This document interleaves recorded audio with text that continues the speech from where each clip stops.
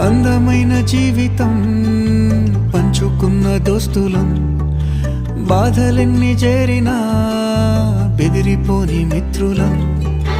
చిన్ననాటి నుండి జ్ఞాపకాలతోని కట్టుకున్న వంతెనేమైంది, ఇంతలోనే వాన తాకినట్టు ఈ కాలం కూల్చెనా. మనకు మధ్య దాచుకున్న మాటలంటూ లేనే లేవు ఇంతవరకు, ఇప్పుడెందుకో దాచిపెట్టే ఈ బాధే లోతున.